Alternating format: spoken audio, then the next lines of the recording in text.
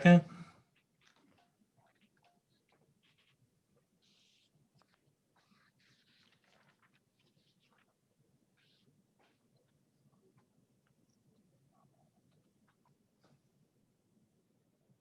And we are live. Well, good evening, everyone, and welcome to the September regular meeting of the Annapolis Education Commission. Thank you for joining us. I'm Jeff McCrease. I'm the Ward 2 representative to the commission, serving this year as the chair, and also the proud parent of 5 present or former public school students.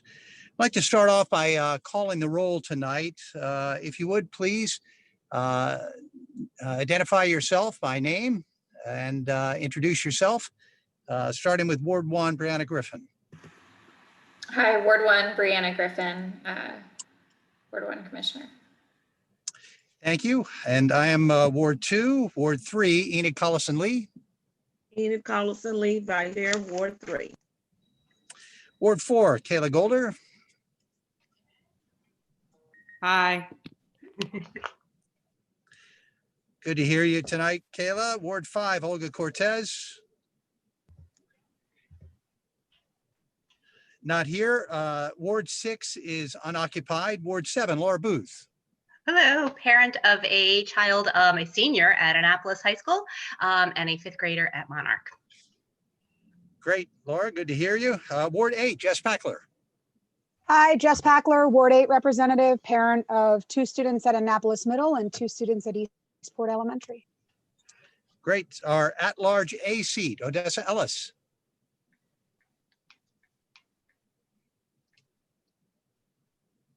Our at-large B seat is open. Our at-large C seat, Janet Norman.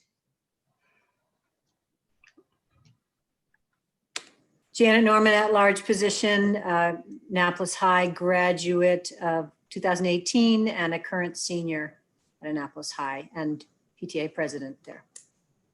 All right, thank you. Ward, our at-large D seat, Mr. Ken Starks. Okay, Alderman Sheila Finlayson. Good evening, everyone. I'm finishing up another Zoom meeting, but welcome, and I'm looking forward to tonight's conversation. Great, thank you, Alderman Finlayson. And I'm showing, according to my account here, that we do have a quorum. So I'd like to turn the chair over to the vice chair, Ms. Enid Collison-Lee, to continue on with the agenda. Enid? Hi, thanks everyone for being here this evening. We do have addition. Oh, first of all, let's have an approval of the minutes. Did everybody get a chance to see the minute that Brianna sent out? Looking at them now. Okay, Brianna, could you do me a favor and just call each person's name so we have an approval? Sure, I'm Ward 1 and I vote. Are we doing a roll call vote for this? Or all in favor? Well, how else can is there anybody who can see everybody on the screen? Yes. Or you want to raise hands? Yeah, so Okay. if no All right, so everybody who approved amendments, yeah. minutes, raise your hand. Okay. All right, I can't. Jeff, we don't see you. And Jeff, Okay. I think he's off. Jeff, are you still on the screen? He might have dropped off. Okay. Any opposed? Yeah. Enid, was he planning to join us tonight when he passed over to you, or is he not planning to join us? He's traveling. He's on the road. So is he joining us? He or was is going to he- try to, he's going to try to join us, but only able to listen, and he won't be, and right now I don't know what's happening, so I really can't speak for it. Okay, I was just curious. Mm-hmm. So August minutes All right, Brianna, are approved as distributed. Okay. August minutes approved. All right. You have one addition in regards to the agenda and that new business Laura wanted an issue about line learning included in that, and Jeff say that he did approve that. A commission for recording that will be discussed hopefully another time. So we already add, but I think it's be addressed with Mr. Mosher. Okay. Enid, you're kind of So, breaking up a fine. little bit. It's hard to understand. Your Oh, voice. is it? thing is Okay, breaking so up a let's little to our bit. first issue. Can you hear me now? Back and forth, yeah. Oh, okay. I don't know. I have that problem before. All right, Bob and Jolene, you all, it's your ball game. All right, so let me see if I can share this screen and we'll see how this goes. So do you all have a full page PowerPoint at the Yes. moment? Okay. Yes, All right, thank so you. Jolene's Yes. gonna kick it off and then I'll finish it up and then I'm gonna come out of this PowerPoint and Enid and I just had a conversation about recording, classroom recording, which I'll finish up with, and then we'll take questions. So Thank Jolene? you. Okay. Thank you. Thank you. Good evening, everyone. The first slide that we have shares with you some data on engagement levels in the Annapolis cluster for our kids. So Bob, if you could go to the next slide, that would be great. You see it as I have? I only have the first slide. It's not in presentation mode for Yeah, me. let me try to get this back here. Hang on one second. Sorry, long board meeting today. I'm just trying to catch up. No worries.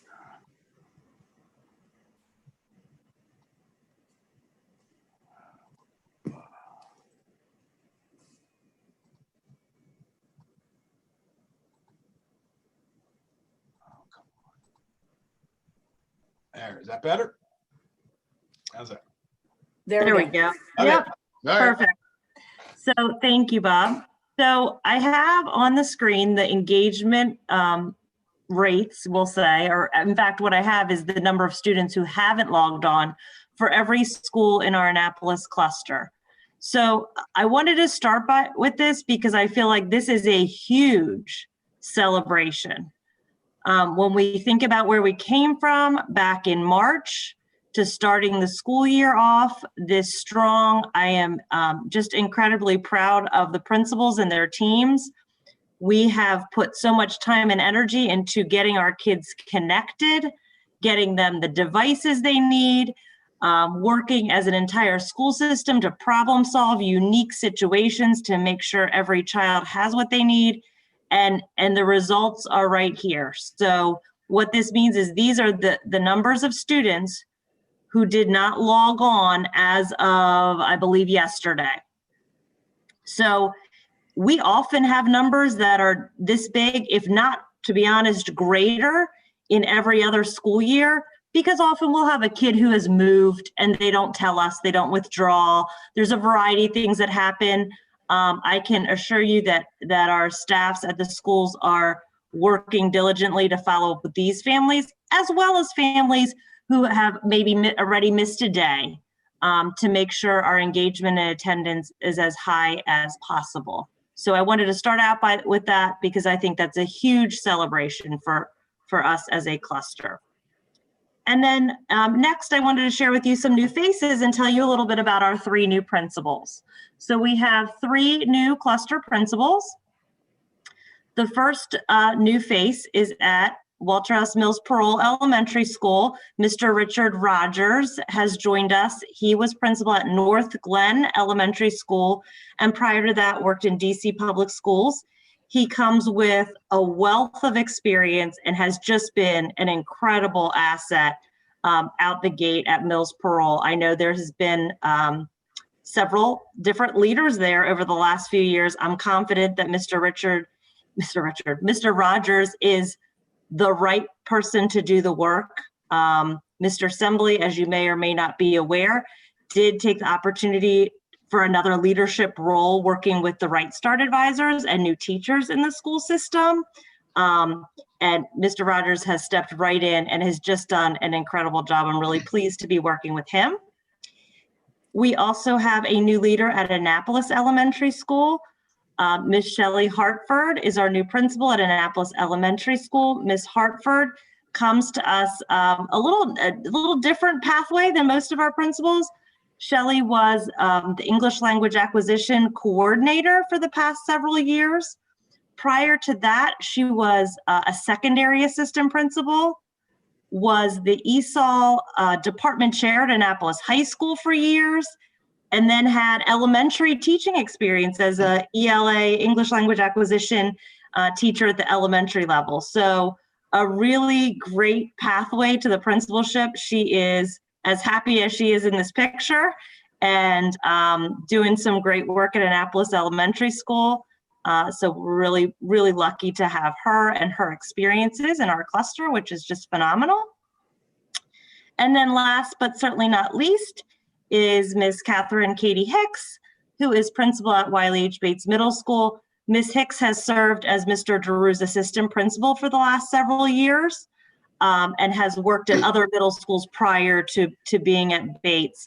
She is no stranger to the Bates community and was just beyond thrilled at the opportunity to stay at Bates, taking over that top leadership position at Bates, and has done so seamlessly.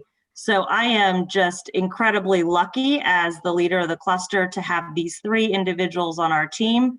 They are just phenomenal and amazing and enhancing their already awesome work. So those are my highlights and updates as we get started this school year. So thanks, Julian. I got a couple of more things that we'll run through, and then we'll be glad to take questions. So if you have not heard yet or seen your emails or social media, the board today announced that it will resume in-person board meetings with its next meeting, which is Wednesday, the 7th of October. It will move all of its meetings between October 7th and December 2nd to night meetings. And start them at 6 p.m. That's done to accommodate parents who are helping their children with instruction and have other needs, obviously, in the pandemic. They will also move closed sessions to earlier in the day, though they will not be during student instructional times for the same reason. As you know, a number of our board members are parents of students in our school system. We will have to reconfigure the boardroom. And so that's going to eliminate in-person public attendance for the moment. We're continuing to work on that issue with regard to physical distancing. At the moment, public comment will continue in writing, but we are working hard to get a system set up prior to the 7th of November to allow oral testimony given live at the time agenda items are up. So I'm optimistic that we will be able to accomplish that. The board has not met in person, as you see there, since the 4th of March. So I think that's good news for engagement on the board's part. They've been talking about this for several weeks, and it's something that they have been working through logistically with staff, and so that's how that will proceed. Meals, 119 sites now with meals that, as we talked about the last time we were together, 2 free meals for children ages 2 to 18. Those children do not have to be students in our school system. Just before school started, we got an extension of the federal waiver that allowed that to stay in place. So we were thrilled with that. The numbers are skyrocketing, as you see right there, 13,000 students. The week before school started, that's a 4-day week. 29,000 students last week, that's a 4-day week. And in 3 days, this week, 26,000 students. So we're serving almost 9,000 students a day. And I say students, but I mean children.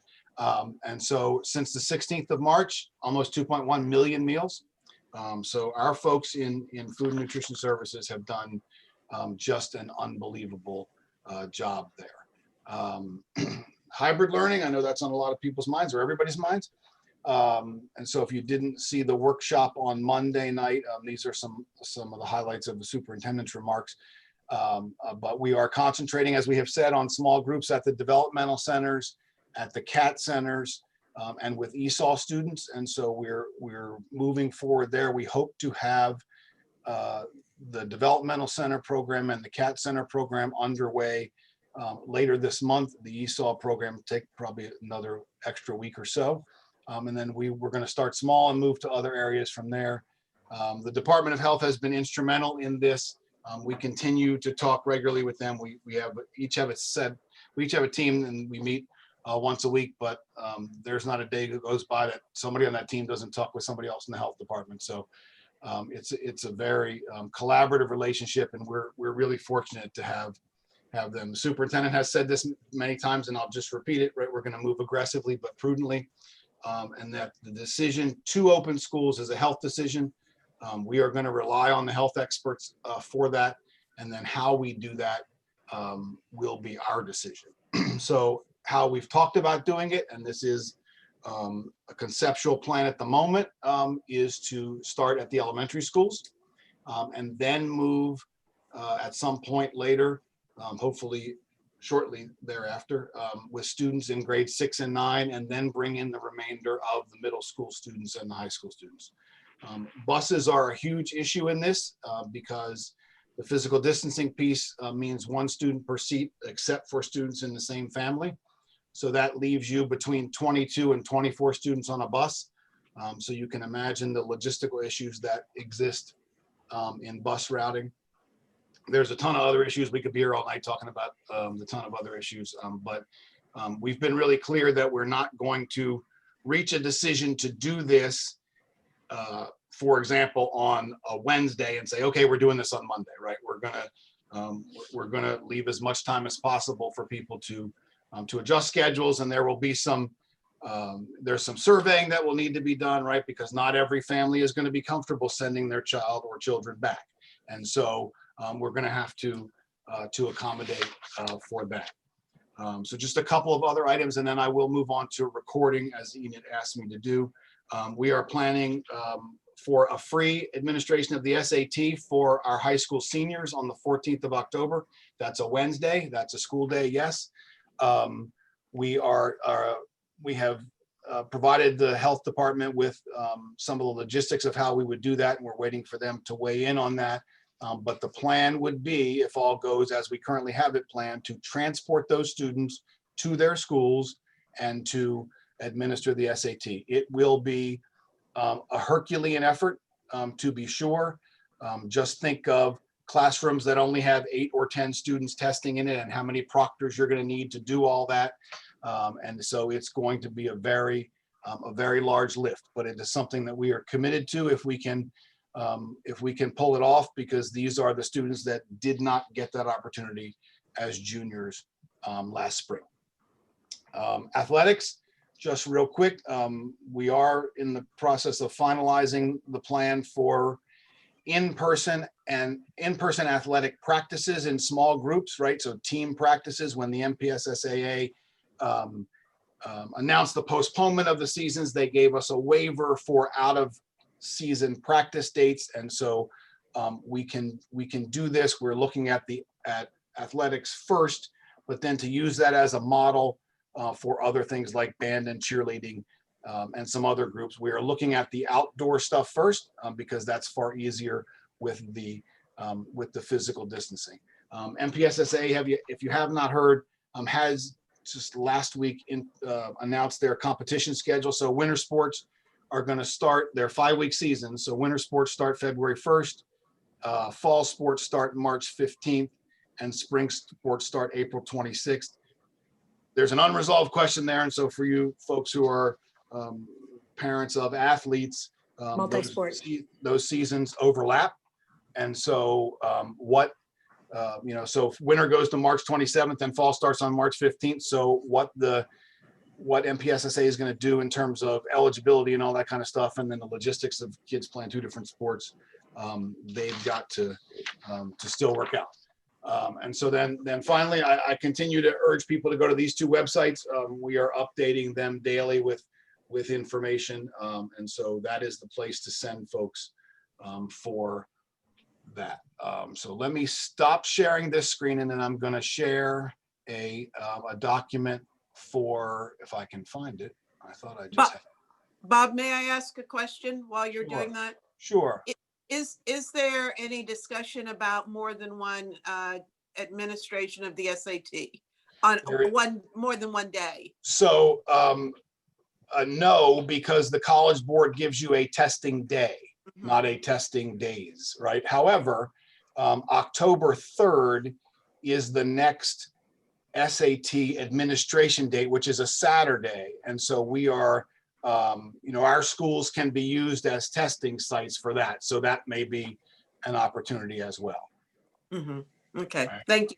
Sure. So let me, Jolene, you want to talk about, since I found this slide, you want to talk about this slide? Sure, that would be Then great. I'll find my other slide. Okay, perfect. Before So, we get off the SAT. I have a question before we move off the SAT question from Sheila. When will AACPS make the decision? This is really important to a lot of our high school families. When are you making the decision about the October 3rd SAT? And should they sign up now in case that goes through? My son just took the ACT in Easton on September 12th. And kids who had a car and could drive an hour were able to access those tests. So the October 3rd, Janet, and thanks for that question. The October 3rd SAT, the Saturday administration, is purely a function of the availability of proctors, right? And so Right. each school would have each potential site has a site test coordinator, for lack of a better phrase. I think I probably got that wrong. But it's a matter of how many folks can we get in there? I mean, if you have, let's just say 100 kids to make it really simple, you may have needed 4 proctors before and now you need 8, right? Because of the distancing that you have to have. So, Right. Or you're using the auditorium or some other Right, exactly. And so I'll be glad to check on that with instructional data tomorrow, because they are up to date on that, and I'll be happy to send you an email or Enid and Jeff, and you can forward it around. Okay. And I may be able to get an answer tonight. I understand the crunch of it.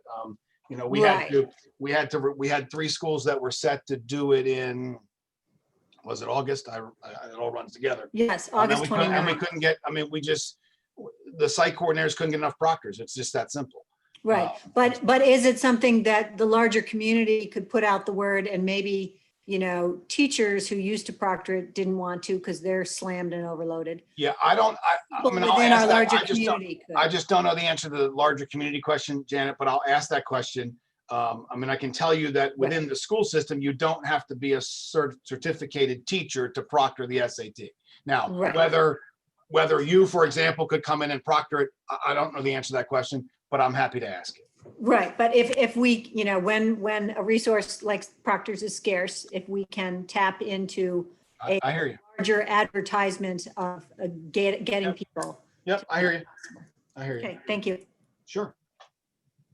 okay, so one more opportunity for our Annapolis cluster students that I wanted to highlight was a grant. This is part of the larger CARES grant. It is a little over $400,000 targeted to support our middle school students, specifically at Bates and Annapolis middle schools.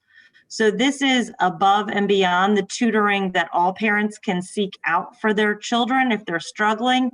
This is designed to create a connectedness for our children as they enter middle school. And so we just did the training for the teachers and teaching assistants and bilingual facilitators and other support personnel who are interested. Those adults will receive stipends to work in the after school evening hours, up to 5 hours per week per child in either a one-on-one or small group setting. And so their goal is going to be to both fill academic gaps for children, connect them to the school, ensure regular attendance, social emotional supports, and really be a liaison between the child and the school. So the expectation is that that staff member assigned to the child connects with the team of teachers, the administrator, the counselor, and ensures that that child has everything they need to be successful. We are targeting rising 6th graders. and received the referrals from the 5th grade principals. We used a Google form. They were really specific in what they thought the children would need as they entered 6th grade. Because of course the middle school staff didn't know the children just yet. And so we really targeted them, knowing that if they weren't as engaged as we would have hoped in the spring, entering middle schools, that's a big jump, right? And going from having one teacher all day to navigating A days and B days and different classes, that's a big jump. And so I was really excited to work with Ms. Batten in curriculum instruction. And we are working right now on standing this up, and our target date for start for the students is next Monday. So if you hear of a student in your community that's really struggling, that's 6th grade, we're not excluding 7th and 8th graders. Our target is 6th. And then if we have some isolated cases in 7th and 8th, that's fine as well. Please let Ms. Hicks or Ms. Hunt know, and we will do our very best to match them up with a caring adult at the school to work hand in hand with them. And then if you are interested or know someone who is interested in donating any incentives, we cannot cover incentives through the grant. Please also reach out to Ms. Hicks or Ms. Hunt and say, hey, we can help with that. Sometimes having that carrot for the kid is very helpful, right? We set contracts with kids for levels of engagement and work completion, and being able to offer some type of reward or incentive could be really beneficial. And so again, if you're interested or know someone who can help, please direct them to the principals.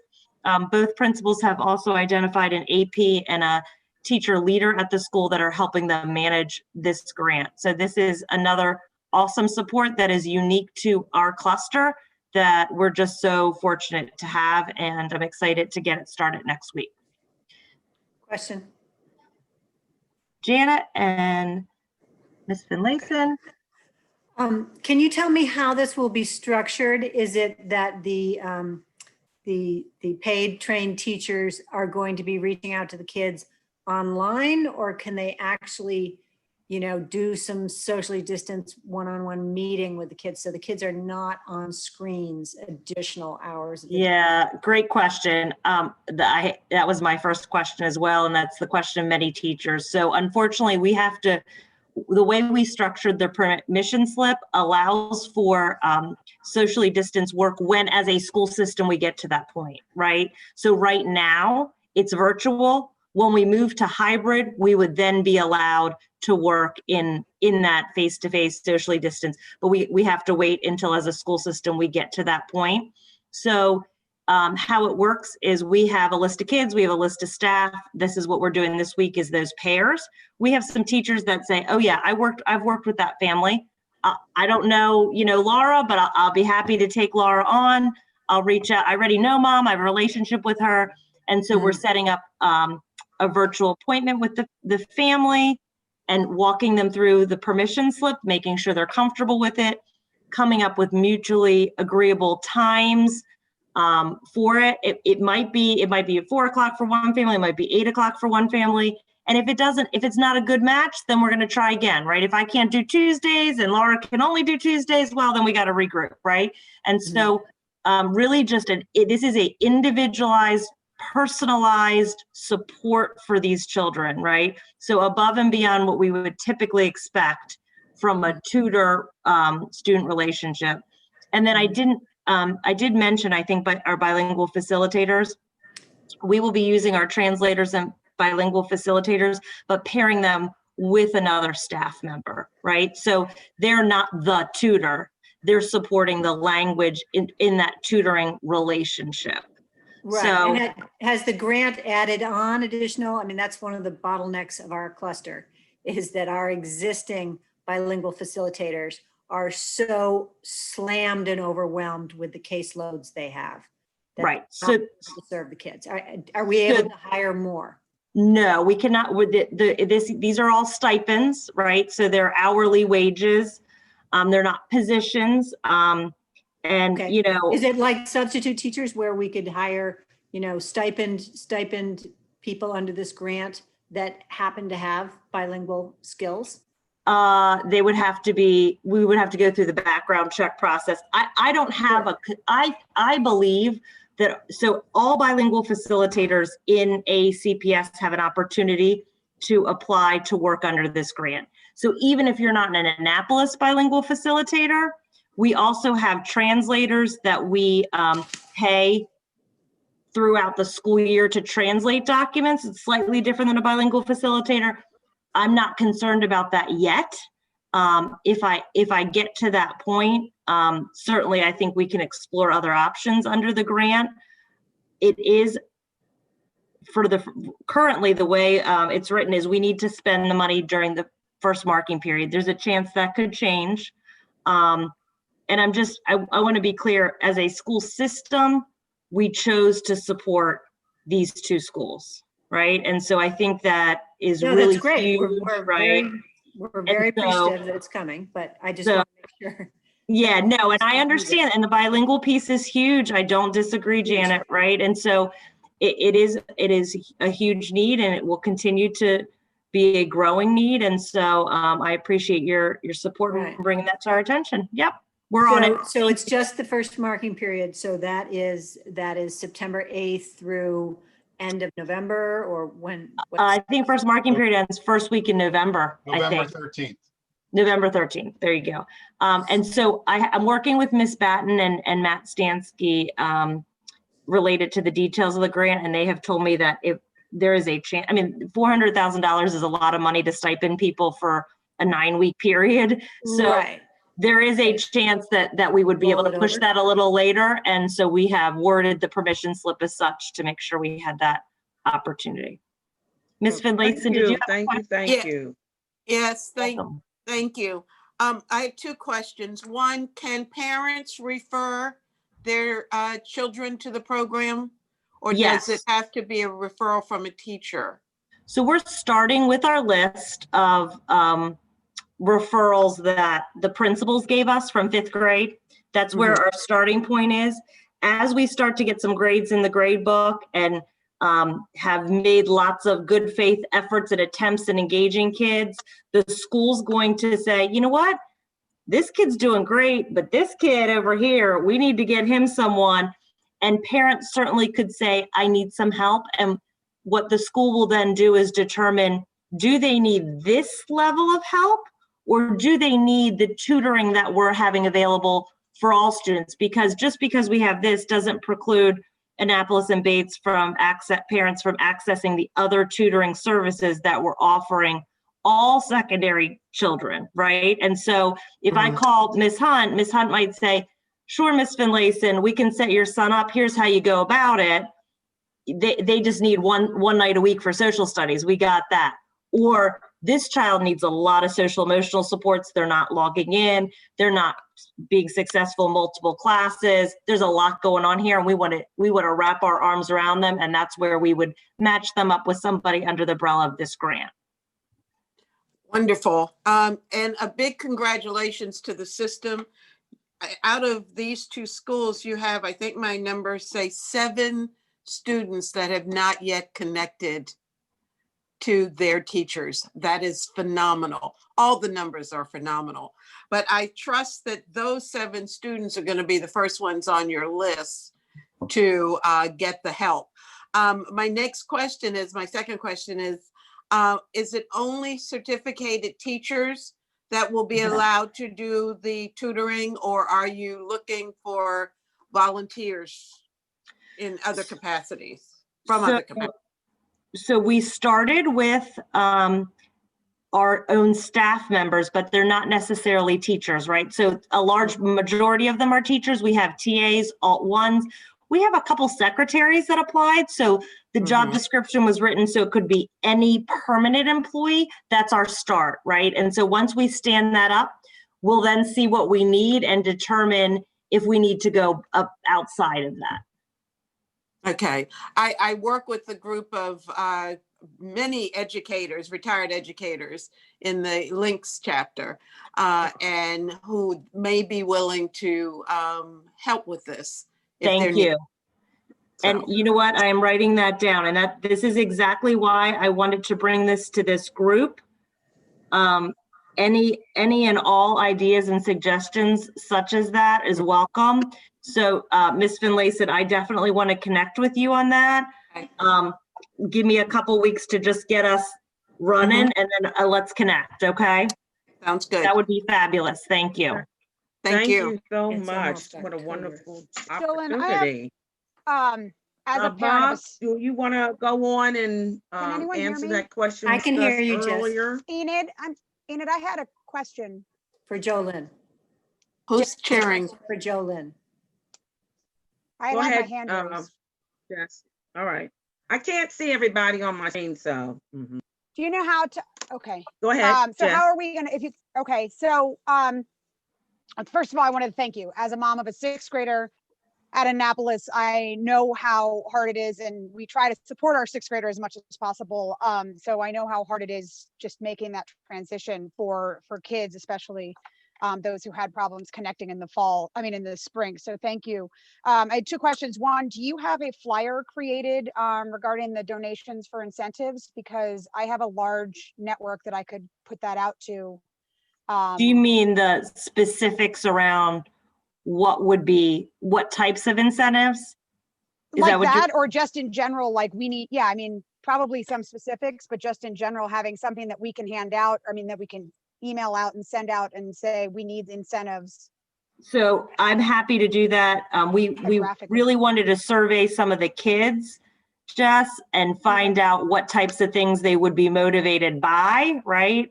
And so I'll have the tutors work on gathering that, and we'll put together some type of little flyer list, and I'll get that to you to distribute. That'd be great. That'd be great, because I mean, AMS, so I'm the Annapolis Middle School PTSA president this year. So that's something that I can put out, to our school as a whole, but also to the community in the rest of the community as well. And then the organizations that we work with. So I'd hope we could help with that.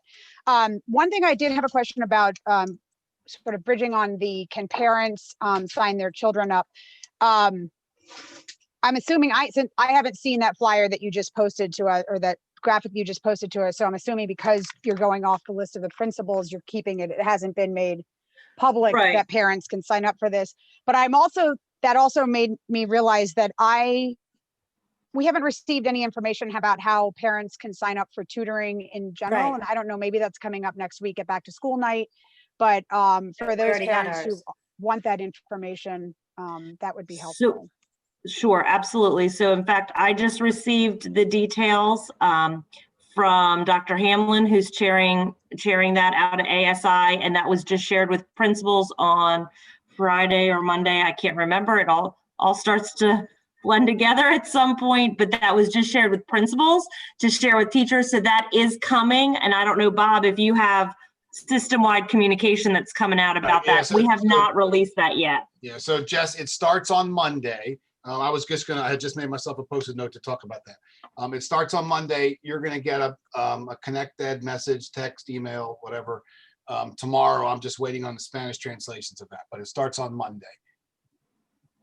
And if you go to, I think it's aacps.org/virtual tutor, I think is the right thing. I'll look that up in just a second. Okay, great, thank you. Yep. And there'll be a link to that. I take it on the virtual learning page as Yes, well. and on the fall 2020 page. Okay.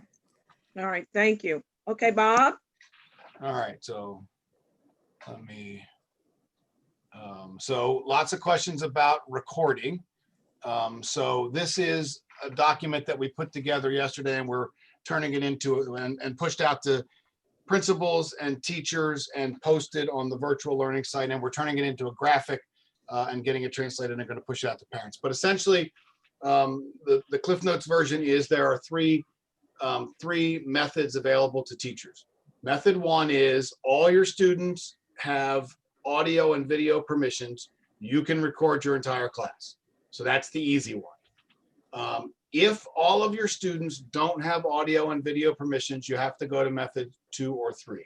So method 2 is the one that's been the most confusing, and admittedly, we probably should have provided some more detail when we pushed out the information, but we were afraid of sort of making people drink from a fire hose and flooding them with details. But the confusion has stemmed from parents who believe that method 2 means their child's camera and microphone have to be off for the entire class period. That is not true.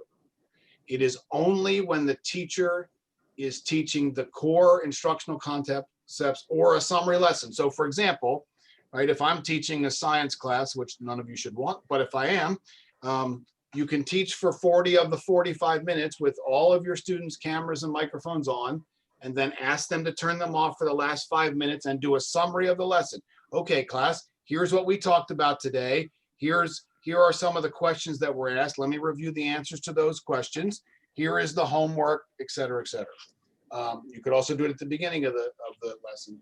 You're looking typically 5 to 7 minutes, something like that. So it still leaves 38 to 40 minutes of class time where students and teachers can interact with each other. So at no point was there an intent to imply that we were trying to limit the interaction with students and teachers. And then 3 is a pre-recording of the lesson that you can post and students can view asynchronously, and then the cameras and microphones can be on for the entire time. I will tell you that this is, as I think most of you know, a modification of where we started. This was arrived at after consultation with the Teachers Association. They had, Janet, I'll get to you in a second, let me finish. Thank you. They had input into this, and they reviewed it before it went out late last week. As a matter of fact, it was TAC's idea, with which we agreed, to give teachers options. They preferred the option piece rather than saying, here's the way you must do it. So that's the short synopsis of the recording methods. Janet? So speaking for our Annapolis High parents and cluster as the PTA president, I just see vast inequities that our cluster has for this situation.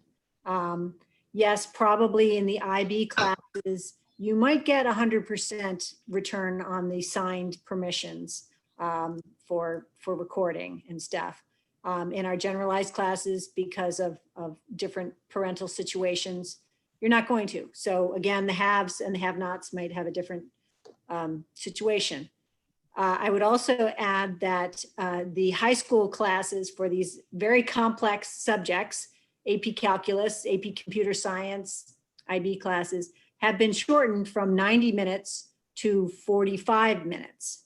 And so then to take off another 5 or 7 minutes of student interaction time with their teachers is very difficult, really not ideal for students to be able to access, questions to the teachers and have interaction time. It doesn't sound like much, oh, you're just shaving 5 minutes off, but when you've already shaved so much time off without the content reducing, it's a difficult thing. So, I'm sorry, go ahead. I didn't mean to cut you off. So I have big concerns for our cluster is going to be disproportionately hit by this. And I don't know that our teachers have the time and the bandwidth to do the third option, the asynchronous lesson on top of the other needs that they're struggling with and they're slammed with. So I hear you. So I will tell you that we have about a little more than 3/4 of permissions back from parents, and about 93% of them are yes on both. But you're talking of the 85,000 students in the district. I understand. Let me finish. Not Please let me Annapolis finish. cluster. Please let me finish. And our discussions thus far with the high schools, since you mentioned the high school, is that the teachers have been, I'll use the word okay, but I don't know that that's the right word. But we have not heard the biggest issue, and Jolene can back this up. The biggest issues that we have encountered have been at the elementary level, by far, and so that's the focus of our continued conversations at the moment.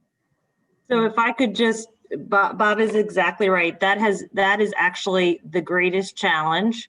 because in kindergarten, we don't spend 5 and 7 minutes doing direct instruction, right? We can't, the smaller the kid, the less the attention span. So I just spoke with Mr. Gelinas yesterday, and, I don't want to put words in his mouth, but they're okay. The high school teachers are okay. And part of that is they can also divide and conquer, right? So if we all are Algebra 1 teachers, I might work on doing the pre-recording on Monday and you take it Tuesday and you take, right? And so, and remember that the A and B, so it's okay at the high school level. The elementary, what we are doing, and you are exactly right. When it comes to permission slips of any sort, it's always going to be a heavier lift in our higher poverty clusters and communities. It just is. And so our principals and our teachers are committed to doing the work and getting the information out. And so they have been at the elementary level, picking up the phone. The permission slip does allow an ACPS employee to do the form for the parent, walking every parent. And that is an easier lift at the elementary than the high school, because I might only have 20 children, right? And then we have reading teachers and other released employees that can support that lift. And so that's how we're approaching it at the elementary, to do our very best to get as many permission slips signed. So we're far from perfect, but we're on the journey, making progress every day to getting those permission slips signed. And I feel comfortable with where we are as a cluster. And I know the principals feel pretty good about it at this moment. Thank you very, very much. I'm sure it's a work in progress. Everything is new. And we really need to move on to our strategic initiatives. Jess We has had a allowed 40 question. minutes. We've already used up 10 of those minutes. I have She has a a question. We want to, Can Jess ask her question, please? Just while we have Bob and Jolyn here. Yep. Oops. I just wanted to say thank you, because I think what you're saying, Jolyn, I totally agree. Seeing it from the elementary school, and especially this is one of the times when those smaller elementary schools it becomes more of a burden, because if you have an elementary school where you have 5 first graders, as you said, they can split them up and have, each teacher can break up the first grade. But when you have a school that only has, I know for our school, for options 2 and for option 3, because if people aren't getting the permission slips in, or because they've opted out of the permission slip, which is the other option, or the other thing, if not everybody signs in, that really, option number 3 is really a huge burden on our teachers to have to, I know that, for example, my first grade son, his teachers, there's 3 teachers and they're breaking them up into 2 subjects each day. So each teacher records 2 subjects each day of the 6 major subjects. But if you only have 2 teachers in a grade level, then they can split them up, and that's still 3 subjects, and that's an excessive, that's a big burden on our teachers who are already putting so much extra time. So I hope that we can figure out some way that helps take the burden off of the teachers, so that they can continue to focus on on the day-to-day interactions that are so important, and we're not overstressing them, because they're already so overwhelmed in this new environment, or not overwhelmed, but they're already working so hard in this new environment. Sure, absolutely. I agree. And I want everyone to just also keep in mind the why behind the recording, and that why is really to address inequities and equity issues, right? Because we want to make sure every child has access to the learning, and that a home situation doesn't prevent them, right? So we have the alternative attendance plan designed so that if a child isn't available, that they still can access the learning, and so that our kids can go back, right? And they can hear it again, and parents can support. And if I'm trying to work and I have a first grader, or, I'm Jess and I have 4 kids, and one of my kids is struggling, I can go back and listen to it at night, right? So it's, you got to keep in mind that why as well. I definitely agree with that, because we have some of our students in the class, and that's really important. So it's that balance. And I really appreciate having the recorded things for our students. I've helped some of our families, figure out what to do and how to find it in Google Classroom when they've called me at 9 o'clock at night trying to figure it out. And it is really helpful. So, but I just, it's sort of all sides of it. So Point thank you for taken. doing it. Agree. Yeah. If I could say, Enid, I know you got to move on, but if I could just say one thing, Jess, you were talking about teachers and all of you have mentioned teachers. Our teachers, I mean, the stories that I have heard in this office in the first 6 days of the amazing things our teachers are doing. So I just give you one real quick example. So we had somebody relay a story yesterday of a second grade teacher who took her class and divided them into 4 breakout rooms and got them all where they were supposed to go, right? And then went and did individualized instruction. I mean, those kinds of things are happening across the county, and it's just unbelievable. And I can tell you, as someone who has sat next to a first grader, that is not easy, especially Right. for the younger grades, Right. trying to get them to go. Yeah. I did actually have one question speaking about that in Google Classrooms. And I don't know if this is something that you can answer or something that you could look into. In the spring with Google Classrooms, if you looked at it on the app as a parent, you could see the notifications that had been sent each day. So your teacher has responded an individual comment to, to an assignment that you submitted, or has returned your grade or something like that. I can still get the notifications in my notification bar, but as you mentioned, I have 4 children, so I get 75 notifications, and then you click on one and they all disappear. But the notification drop down from Google Classrooms has disappeared from the AACPS version of Google Classrooms. And that notification is really the only way parents and students, actually, even for my 8th grader and 6th grader who try to look at it to find out, well, they can check it now in their emails. Now that they have access to email, that's great. But for the younger grades, there's no way to see what has been responded to other than going through each and every single assignment that has been posted and double checking to see whether a comment has been made. So it's a really time intensive, and it's not a great way of having communication. So I don't know if either the notification application can be added back in, or if the younger kids can get access to their email addresses so they can start receiving the notifications the way the older kids do. Okay, so Jess, let me just ask so I'm clear. Is that on the app? Is that what you said? So in the fall, in the spring, the only way you could see notifications on the app. You couldn't see it on the computer and you couldn't see it on a laptop. So if you didn't have the Google app on your phone, which I do, you couldn't see it at all. But now you could see it on the Google app. Now you can't see it anywhere. And Can't see it because the anywhere. kids don't get their email, because the younger grades don't have access to their emails, Right. they don't get those notifications. And, Okay. it just really makes a huge difference in terms Okay, of. I'll check with instructional technology first thing in the morning. Okay, and I'm happy to, talk through it if somebody wants Sure. to, Okay, thank you. thanks. Bob, And I had a question about the meals that you covered. Mhm. So how successful are we? One, you said 26,234 students as of this past week. As of today, right? Mhm. What's our overall number of free and reduced meal students in the county? How does that compare to the 26,000? Well, the free and reduced applications aren't due till October, so I don't have that Roughly, yet, what but was our about, number? What was our number um, last year, approximately? yeah, hang on one second and let me In just, the mid 30s, mid 40s? it was low, the percentage was the low 30s, but let me, Right. So you it's at just give least me- 1,000 kids from Annapolis High. if you give me a minute, I will, that's not it. So my question was actually, how successful are the sites? Are the Annapolis High kids who don't have transportation to a school 5 miles away down a highway able to access the meals successfully? How many meals are being served from that site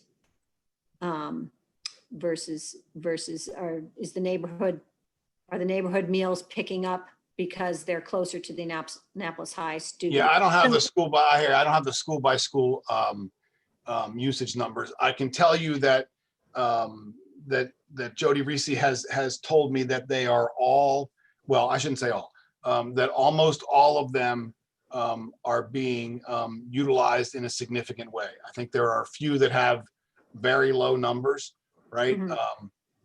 You asked me about the total number. So total number of free and reduced price meal students last year, 27,078. Okay. So that's just slightly more than the 26,000 number I gave you. Great. So Okay.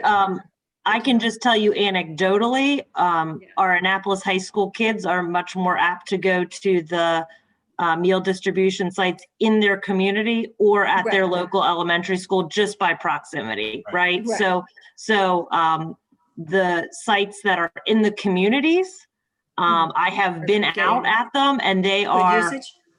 they're extremely good usage, right? And Right. so long lines, Thank you. and they know, they come out, the parents, the families are lined up before we even arrive with the food ready to go. So those I will sites, say the one exception to that is Eastport. And I think part of that is because so many of our families are almost a mile from the food distribution site. We have so many families that live within 0.8 and 0.9 tenths of a mile.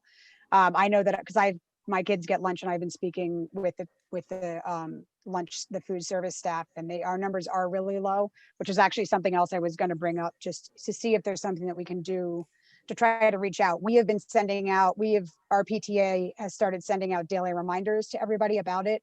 But when I talk to the parents who are my neighbors over here, a lot of them, it's just the distance, Logistics.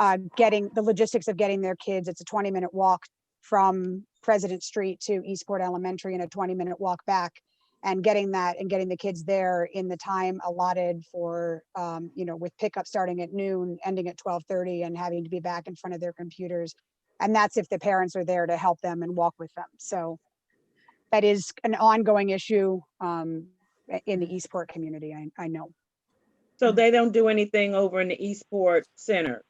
No, we asked for that in the spring and we were told that they couldn't do that. I would love to see that happen. I think it would be something that would really benefit our families because, again, having elementary school kids walk that far, especially elementary school kids that are at home while their parents are working, it's a long hike. So Jess, I thought something got set up through the Maryland Food Bank there. Am I confusing that with something else? there was something in the spring that was set up through the Maryland Food Bank, but as far as I've been told, it is not continuing to work, and it certainly hasn't been advertised to anyone within our community. I haven't received word, and we haven't had anything sent out to the community. Let me check about into that access to tomorrow. it. Let me check Okay, into that that. would be great. Okay, thank you. So Bob, you'll send out an email or something if you Yep, do I'll find send it that to you there and is Jeff, some. and you guys can push it out. Yeah. to everybody. Okay, Laura? Laura has a question. I have a question from someone who's following along online. And she was wondering about enrollment. She says in the city of DC, there's been a lot of attention or articles on, like in the Washington Post, about students who aren't showing up in school numbers. They haven't been able to enroll because parents haven't been able to get into the schools or haven't been able to complete the enrollment process. Is that any kind of information that we have? It's great that we got that the numbers are so low of kids that haven't connected, but what about kids that maybe haven't actually even been able to complete the enrollment process to bring them kind of under the umbrella where we would even be checking for them? Do we have any knowledge of that or any information about that? So it's difficult to know if a child has moved in and not enrolled, right? Right. I can tell you our PPWs are some of the few staff members we have that are doing home visits on case-by-case basis across the county. And so those are point people if we are aware. I have not heard that we have struggled with enrollments because we have, of course, online is our preferred method, but we did open our doors to face-to-face enrollments back in August to ensure access to all of our children. If anything, I think what is different this year than previous years is we don't necessarily know if kids have moved out of our area because they don't have to get on a bus. Right. They don't, right? So that's actually, I think we probably have more kids that have moved within our schools within the county, and we'll tackle that when we need to. But I have not, no one has shared that with me that's been a struggle. But if we're aware of people and they're not enrolling, our PPWs are the front line out on knocking on the door and working with the family. And Laura, I'll just add real quick. I mean, our folks are very aggressive about trying to find those folks for two really simple reasons. One, we want them in school. But two, if they're not in school by the 30th of September, right? They don't count in our per pupil equivalent for next year, right? So that's, I mean, that's a very real, if they show up on the 3rd of October, that's not really helpful for them because they've missed a month, or us because we have a funding issue.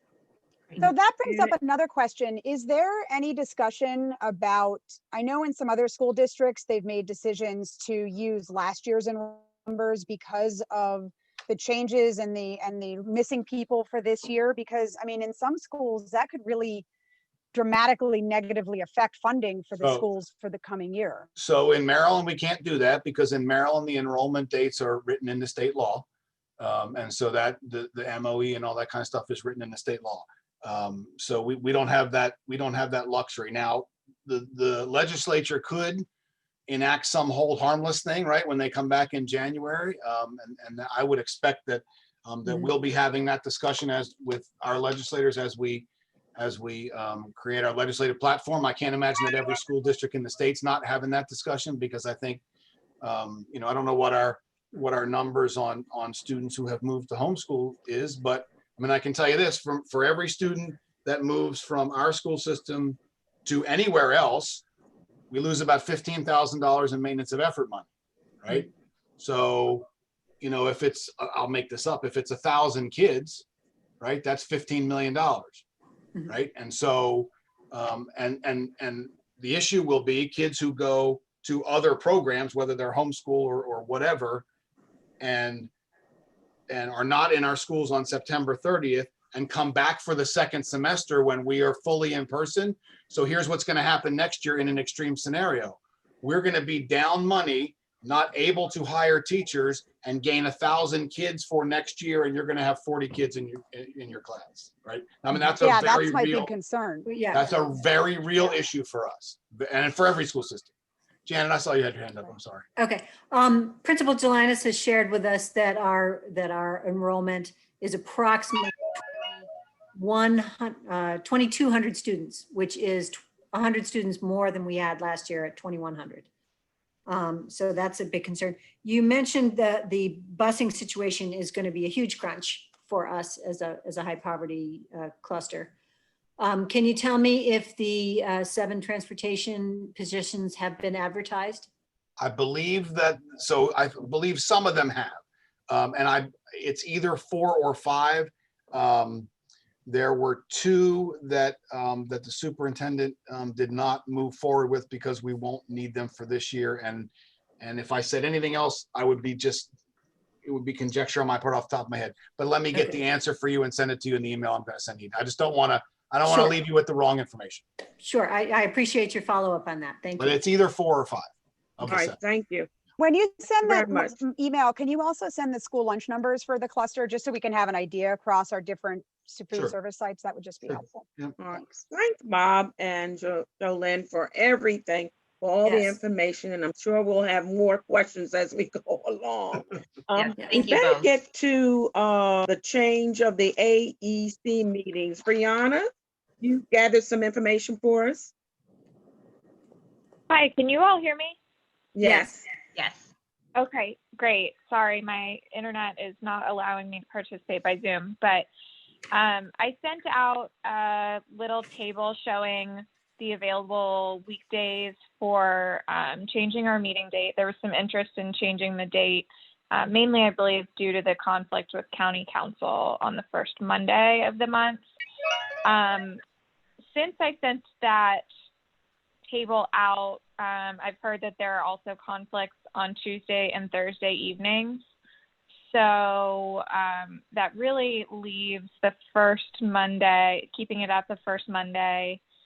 And I believe if I bring up the... You just said there was a conflict with county council.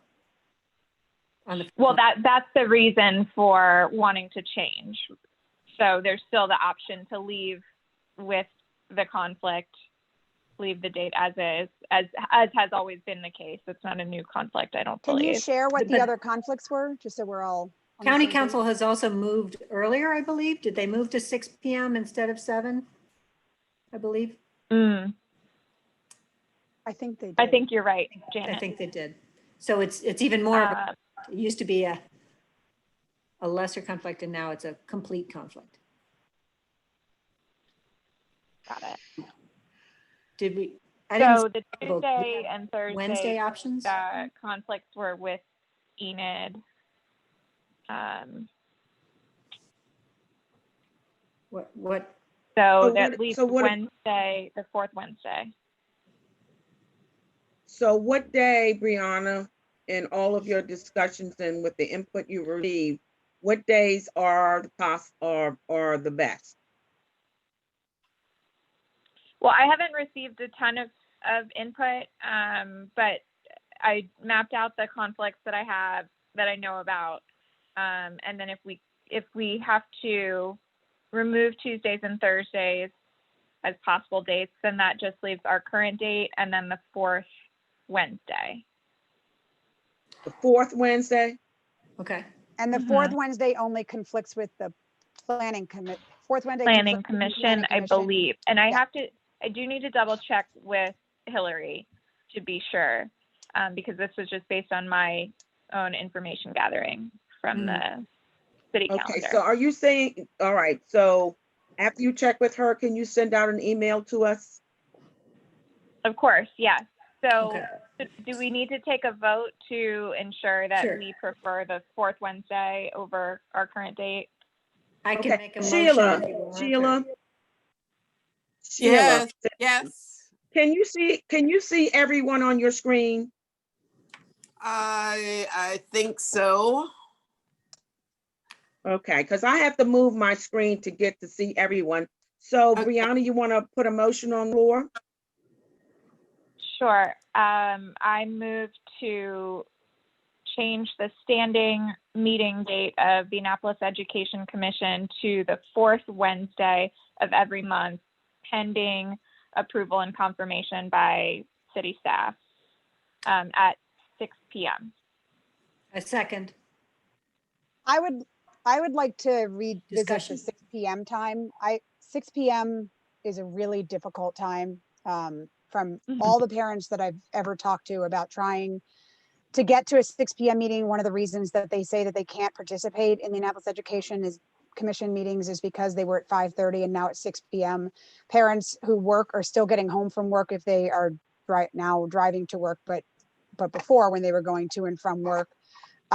It's right in the middle of dinner time, and considering that our primary focus is on students and their parents, 6 p.m. is just a really difficult time. So I'd like to suggest that we amend it to 7 p.m., which is also the time of most of the other city meetings. So it would just be, standard with the other city meetings, and be at a time that's more preferable to from all the parents that I spoke to. I've surveyed parents and discussed this with them. So that's Okay, Jess, well, So could we- okay, what I'd like to do, because Jeff, I see that Jeff is on here, but we can't hear him, being he is the chair, and I know sometimes he does have another meeting after our meeting. So I would like for you to hold to that. Let us get a date first. Let us get a day. Check that out with Hillary, and then if you could revisit that at our meeting. Well, that's fine. I brought it up definitely need because to in have the our motion, it chairperson said here. 6 p.m. So I didn't want to, I Yeah, don't want so to. I'll amend my motion to move the standing commission meeting date to the fourth Wednesday of every month, pending city approval and confirmation. Okay. Time to be determined at the next meeting. Okay, could everybody say hand, all in agreement, raise your hand. Aye. Aye. Any Aye. opposes? I Somebody think the opposed? motion carried. I didn't see any opposition. Okay. all right. Odessa, can you hear Okay, us? Okay, abstentions? Yes, I can Odessa's hear on you. here. Okay, I just want to make sure that you're. For some reason, I thought the I- meeting started at 7. I don't know what happened.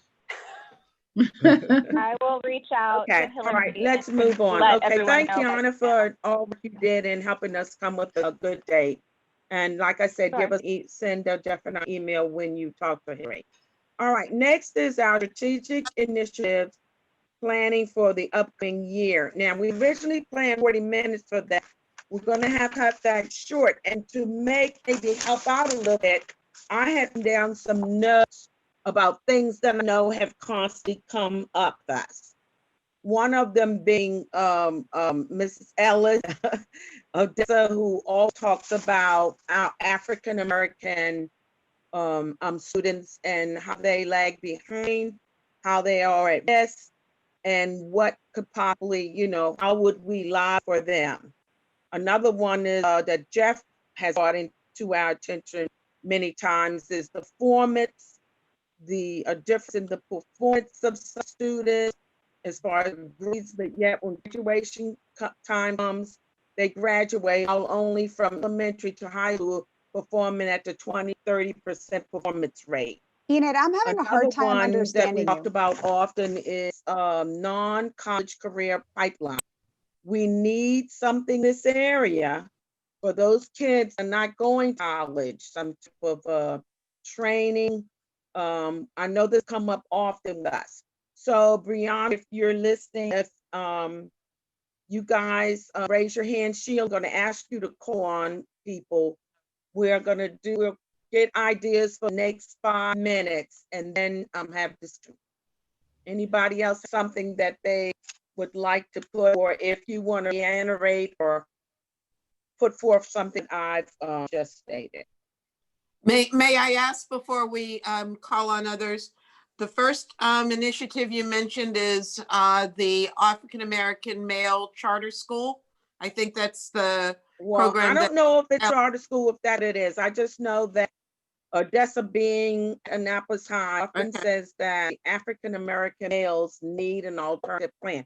What that is, I don't know. I think that's something we need to discuss. An alternative school for African American males. Okay. Or program or something. Okay. I think Odessa has been clear though about a school. Ms. Ellis, could you respond to that, please? Yes, can you hear me? Yes. Okay, yes, I have been advocating for a charter school for African American males, but instead of starting at the high school, I think we should start at elementary level. Okay, so we'll just list it for right now, an alternative school for African American males. The second males. So the second issue would be the achievement gap. Is that correctly capturing it, Enid? Jeff's discussion about that's what we've been working on for the last 4 years, but well, how do we identify the problem, the performance level and proficiency level of our students who are yet becoming senior graduating when they're only performing at a 30%? Okay, so they're level. performing at the elementary level. They are not performing. They're performing at the 30% percentile, but they all graduate from high school. Is that the pipeline that we're talking about? How do we identify what that problem is and what to do about it? Okay. And then the third it is was an achievement gap. I mean, it still is, but. Okay. And then the third issue was the after high school career or non-college pipeline or lack of preparation after high school. Would that sum it up? Well, actually, I think I would like to see is more non-college skill development programs. Okay, vocational I program. guess you would say. Vocational program. Right. Okay, so now we're opening the floor to other ideas for our initiatives. Janet? I know I had spoken with Adetola about the city-backed initiative, and I asked Enid to put that on the agenda for tonight about the new future health workers club that they want to start at Annapolis High and that the city is promoting as a partnership with. That was you put. And so that is a track of getting people into career paths that they might start out with a high school diploma or a certificate from Anne Arundel Community or something that would get them into the health worker tract, and then people could rise through those professions. Would that fall Okay, under the so vocational future- and non-college? Future, excuse me. That would fall into a more vocational training and. Right, we could add that to number 3, right? Just so everyone knows, I've been Okay, typing them so up in the chat. So Thank that you. would be, so that would be a subset of the vocational program. This is Right, the future health workers initiative. or So club. the. Very similar to our future business leaders, for example. Right. So the very successful future business leaders things. So the full official name of the program is the Future of Human Health and Medicine Organization. Okay, I'm not sure that that's in the works yet, but maybe it is. I mean, it's foreign to me, but I have it down. Okay, next, Jess. Yes, I'd like to, one of the things I think is really important is, and I know it's on our agenda to discuss later tonight, but the situation of our bilingual facilitators and just access for our English language learning families. I know that we have multiple schools in our cluster that do not have Spanish speaking staff in the front office. And I know that when we were talking about earlier about the middle school program, that awesome tutoring program, which I'm really excited about. But the bilingual facilitators, the bilingual facilitator in Annapolis has over 500 students that she families that she has, or 500 students families that she has to work with, and the one at Bates has 450 plus. And I know it's a similar situation at Annapolis High School. So I don't see how, so I think that's a really important thing that we need to figure out, because I don't see how, no matter how amazing and super woman both of those women are, which they are, and they're unbelievably, they go above and beyond all the time, but that is still an incredible amount of students per bilingual facilitator, and just the simple, so anyway, access for our English language learners, because also if you don't have a Spanish speaking person in your front office, then when a Spanish speaking parent or student calls the front office, there's no way to address them and their need. So okay, so I'm hearing a couple of issues. One is a personnel issue. Hiring of additional English as second language learners, teachers, as well as support staff.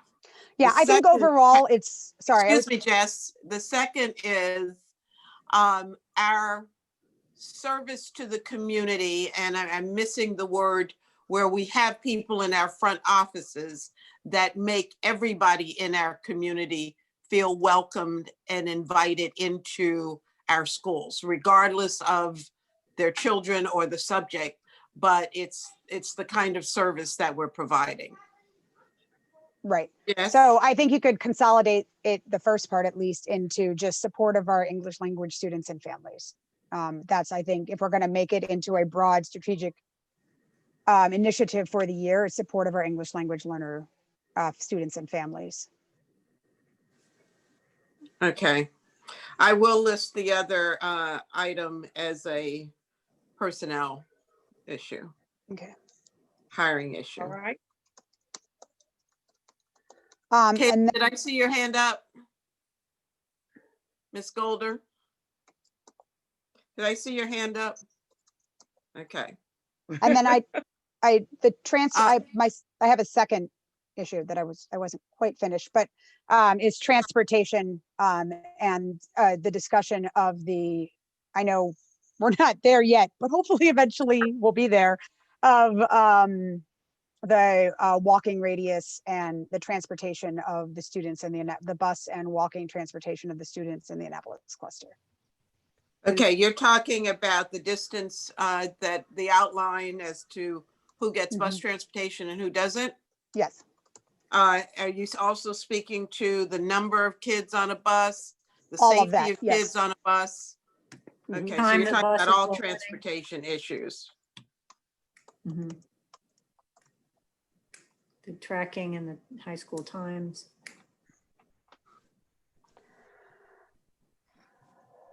Okay.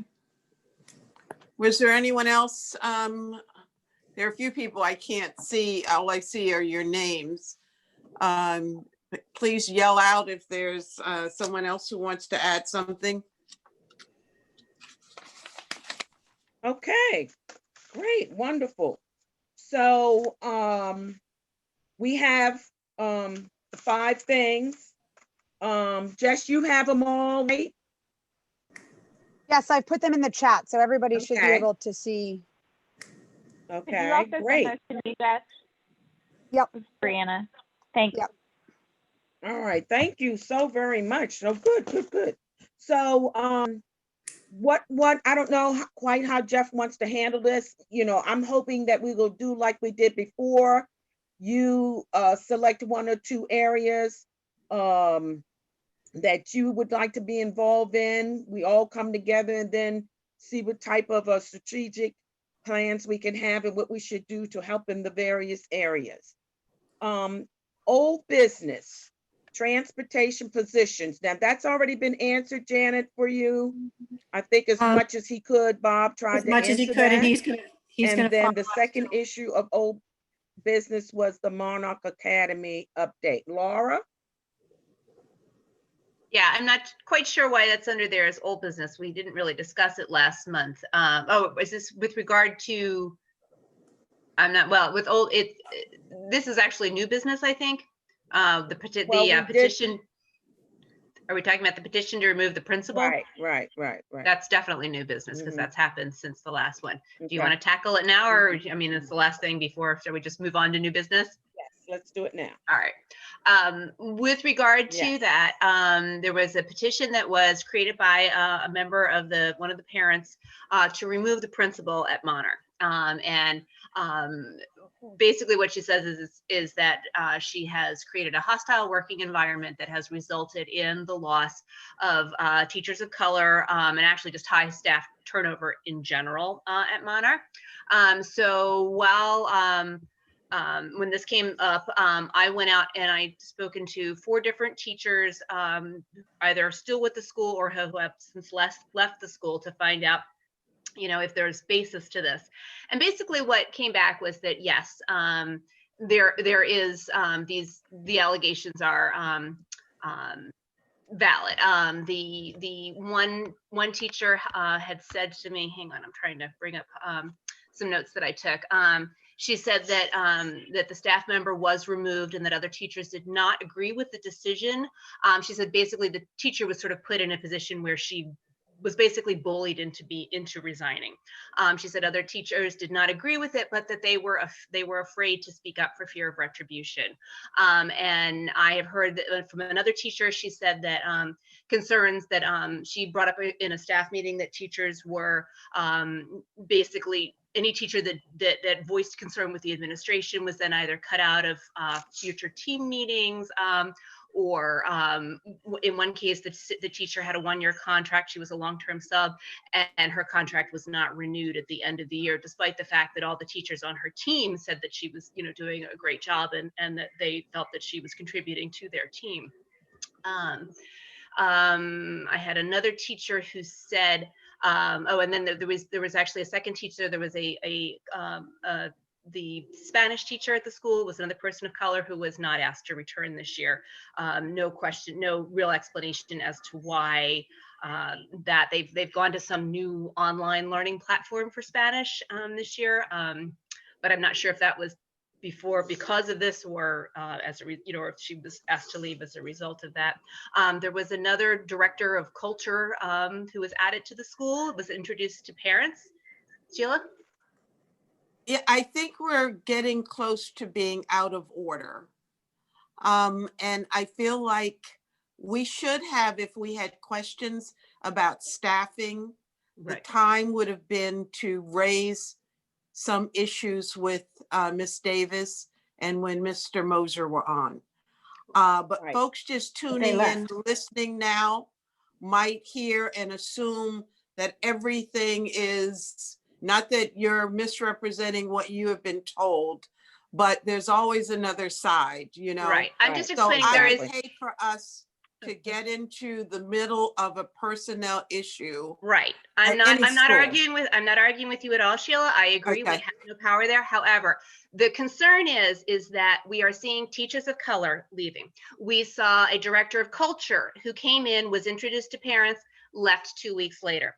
We have recently, if you've been following in the papers, one of the PTA members, one of the few Black PTA members, was basically kicked off the board by the remaining white board members because she was on there as the vice president of diversity and inclusion. She brought up issues of diversity inclusion and was removed from the board. So the concern that I have is that any one of these individual incidents could be related to other issues or other causes that we don't know about. But there is sort of a pattern emerging that as a parent concerns me, that this school, which does serve a large number of students from our cluster who, we have a lot of Hispanic and we have a lot of Black families there who are not, I'm concerned that the students at that school are in a situation where they are not getting the same level of support as the white students in that school. Not to mention the parent that was removed. May I respond? Yes. And I'm not going to get into the, like I said, he say, she say, but all of those things that you've described, I could attribute to Annapolis High School at some point in the not so distant past. Black teachers left Annapolis High School and still are leaving Annapolis High School in large numbers. And so I'm not sure we should be getting, PTA, yes. Even CAC. But Ms. Finlayson, this has been on the agenda. Excuse me, Jess, can I finish, please? Okay, we're here to advocate for all of our Annapolis schools. If there is a personnel issue, we had an opportunity earlier, and I would just ask that we hold that concern and make it as generic as we possibly can, or agree. have a one-on-one discussion with Ms. Davis. And Sheila, if you'd let me finish. I'm sorry.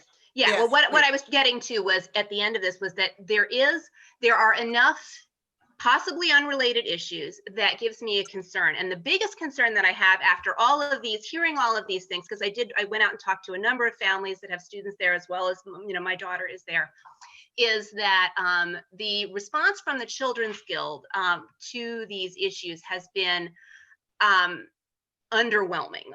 There was one statement that was received that Kathy Lane sent out on behalf of the Children's Guild, which basically said, yay, we're going to have a great school year.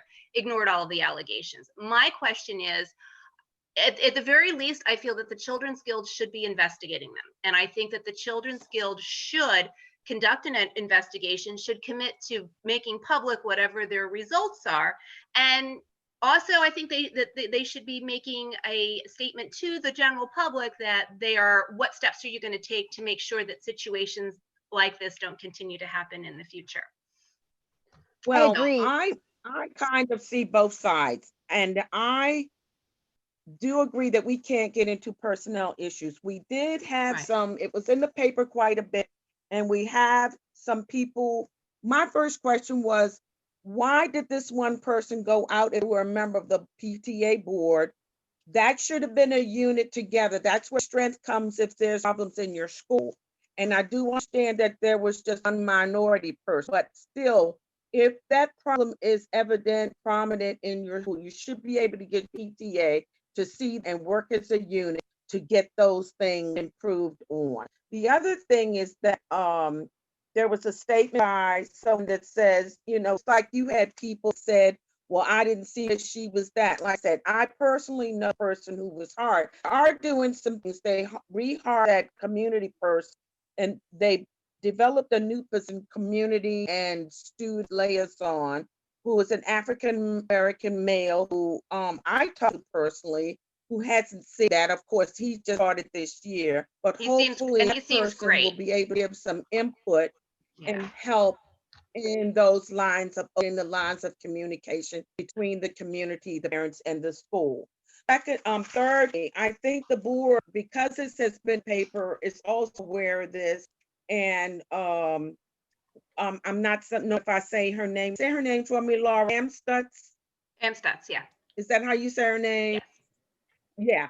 it said here, we look at the paper where she says continuing to seek ways to engage all of the student families by building a welcoming and inclusive community. So I think this has been brought to light to the board, to the Children's Guild, and to the school, faculty, and parents. So let's give them an opportunity to see what can do. And Laura, I would hope that you would be our communicator. You think things are still on, as long as it's personnel, I'll be willing to help and support. But right now, and I think they all know that there is a problem, or they're investigating if there is a problem. And we have to give them a moment, with the beginning of school when everything starts, to see if that climate will change. It needs to be changed. Is that okay? Does everybody kind of agree to give them a chance to do that?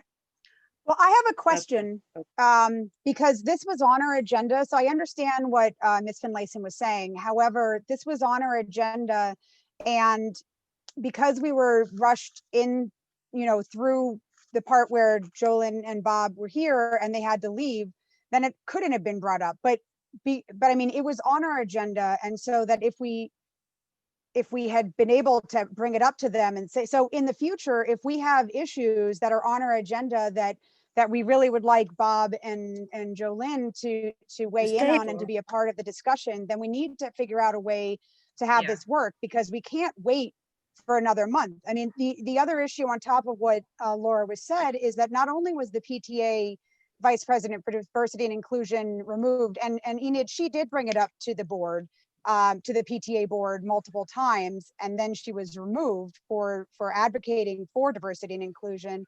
But the Children's Guild also sent her a cease and desist notice so that she wouldn't say anything in public on her Facebook page or anywhere else. And I don't find that to be that concerns me if we have a partner with the school system that is trying to silence the voices of our parents and our students, because we are not only here in support of the schools, but we are here in support of our students. And, this affects all of our students. And so, I really do. And then, again, Miss Sheila, if you missed you weren't on when I was saying that, I agree that it would be great to have Bob and Jolyn here. However, this was on our agenda. It was on our agenda, Jess, but let me just say it was brought up after the agenda had already been sent to the city. We put it on there as a courtesy to Laura. It was late coming in, and that's why Bob and them did not get to it. Okay, This was sent very early on. Yeah, this one was sent very early on. That's why it's on the agenda. The second thing that I sent out was after the agenda, and that was to do with recording, and Bob answered that.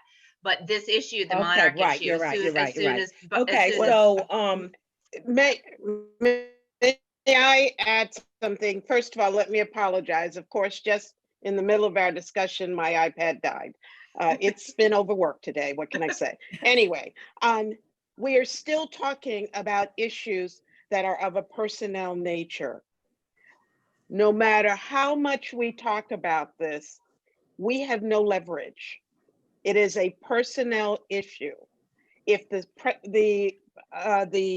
PTA president can't deal with it, we've got to follow the chain of command.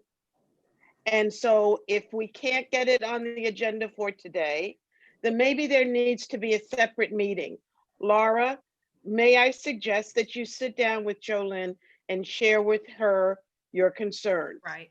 It's not so much. Jess, it's not go so with much a her. personnel issue. I am not personally advocating that the principal should be removed, especially in light of the fact that we are currently we are just at the very tip of embarking on this new virtual school year. I'm not sure that disrupting the administration at that school it might solve one problem, but it might also cause a whole bunch of other ones. So I'm not advocating for a personnel issue. What I'm concerned about is a school culture issue. We advertised this school to students in the Annapolis cluster to get, as a way of escaping some of our overcrowded schools. We have a large population of minority students at this school. I'm concerned that the environment there is perhaps that there is a possibility that the culture at this school is not as welcoming to our minority students as it is to, say, my daughter. And that is a concern I'm concerned about for the students at that school. Are we making sure that those parents aren't being discriminated against? Some of the parents reported, I didn't get down to, but I also talked to several parents that, like, when I call, my call is taken right away and I get answers very quickly. Other parents have not had that same feeling. They have called and they have been either made to wait for hours in the office, or they're reported bullying to the school and there was no response back. These are minority parents. So my concern is, again, school culture related, more so than personnel. May I something ask, that you can do called a school climate. And if you find that, I mean, I think that there's something that's going to have to be worked on first, like Sheila said, start in school, work your way up. And one of the things is to take a school climate survey. And then from that survey, people on the board will come in and see what they can do to help improve that. And if it doesn't change, then you have some legs to stand on. We can't go by what this one says, because I've talked to people that haven't had. I think that's what the Children's Guild should be doing. So I think he said, then there's the legal aspect that, Laura, I can't hear you. I said, I think that's exactly right. That's what I think the Children's Guild should be doing. And so far they have not, and that's my concern. So far the children, so far the Children's Guild has not done anything like that, which is my concern. I would like to see the Children's Guild showing, doing a school climate survey. I would like to see the Children's Guild responding, with, okay, this is what we are investigating. This is what we are doing as a result of what we are finding. And so far the Children's Guild has been extremely quiet. I was really underwhelmed by the response in the paper. Oh, we didn't know about this. Well, you should have known about this, and why didn't you know about it? Because obviously it took me about 20 minutes to find people who could say, oh yeah, that's true. So if it was that easy for me to find parents and teachers who were willing to talk to me about it, I feel like the Children's Guild should also have been able to find teachers and parents willing to talk to them about their experiences if they had asked. Can I ask a question? Have you brought this up with the PTA, Laura? The PTA has been, anytime there's been any discussion about the issue, like on Facebook or anywhere, they have immediately shut it down. They are not open to discussing it. Yeah, there was a letter in today's Capitol from the PTA. Pretty much they're saying that they're backing the principal. But I saw another article in the paper maybe about a week ago that the Maryland State PTA is investigating. Is investigating. Do you know anything about that? That came from the editor's part. I know about that. The national PTA, the Maryland PTA is under investigation by the national PTA. Oh my. Because it has nothing to do with this issue. It doesn't have to do with the local Annapolis cluster. No. It's at the Maryland PTA. Well, I thought I read that the Maryland PTA was investigating Monarch. No? I haven't heard that. I don't know. No. It was in the Capitol. But I would reiterate. Yes, Jan. I would reiterate Jess's stated concern that if someone, AACPS is paying the Children's Guild the per pupil contract wage for these students, for them to then try and institute a cease and desist of free speech is very troubling. What if they wanted to do that to me as PTA president or something? I don't think we should be tolerating a structural system that is trying to shut down raising issues for our cluster. Well, what I understand is because some of the information was false. That's my understanding. So if someone is spreading information about you, Janet, that is not true, how would you handle it? Mm-hmm. Well, I had to talk to a teacher. I've heard things on both sides, and if they were able to follow through with that, then there must have been some grounds for them to be able to do it. Let me just tell you this. I talked to a teacher all before this petition started, and this was about maybe right after the schools closed in March or something. And this teacher went out on maternity leave, but she told me she was not going to go back. And this was a white teacher, because that principal over there was very, very mean and nasty. And she didn't like the way that she operated the school. And this was early, before the summer that this teacher told me that. And she did resign. Right. And this was a white teacher. So, again, I say, Laura, you will be our, a line of communication for that.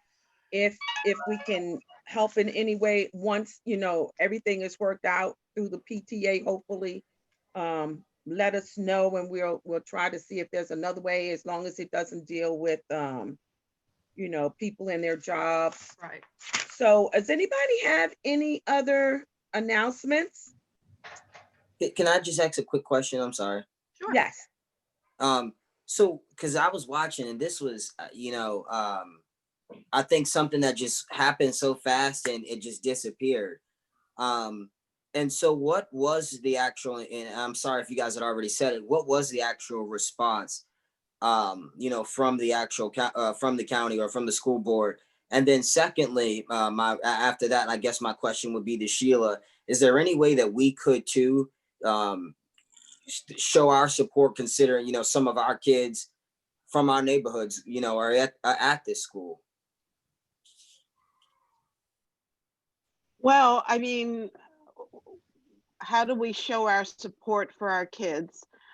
We are advocating, and we went through, I don't know whether you heard the list of areas for which we'll be lobbying for our kids.